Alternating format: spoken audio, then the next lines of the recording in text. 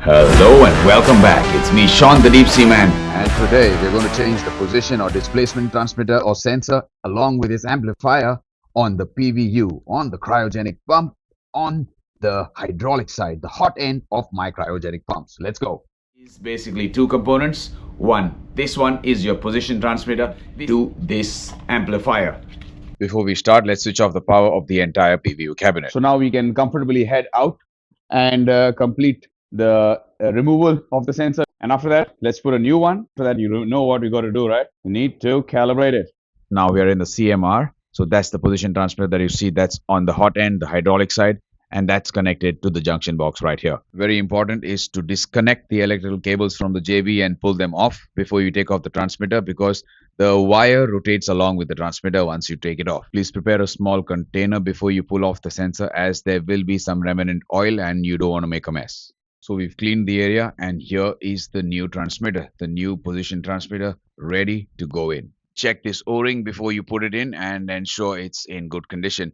Again, remember, while putting the transmitter back in, transmitter to be tightened first as the cable rotates along with it, and only then you will connect the terminals in the junction box. The new sensors do not come with lugs. Please install them with the lugs of the right size and only then make the connections, because slight loose connections will cause you erratic alarms and random trips. And the last thing that we need to do is just put a small flat bar and two cable ties to prevent the cable from sagging. Remember mechanical drag from my previous videos. It's time to reactivate the pump. So let's open the circulation valve and then the suction valve as well. Now, since both these valves are open, let's head out to the cargo switchboard room to the PVU panel and install the new amplifier.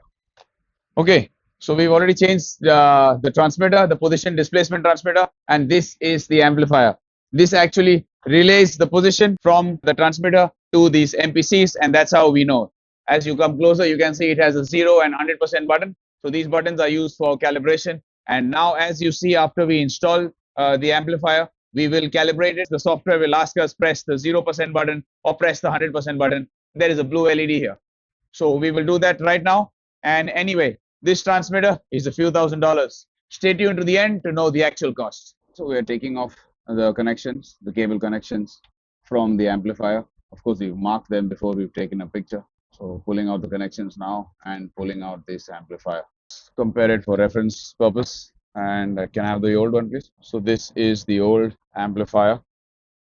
Closely look at this amplifier. Again, look at the 0 and 100% buttons. So remember, 0 and 100. We've installed it. Number 3, all connections tight, and installed the amplifier.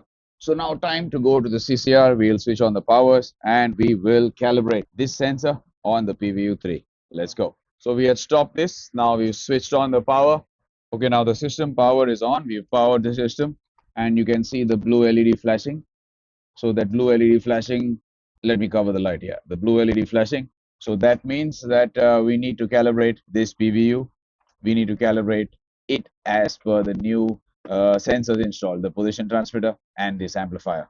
PVU AA7000, the cabinet power is on. Time to calibrate. So since the pump was deactivated before, we will go back to the pump details page and activate this pump. So now the pump is active.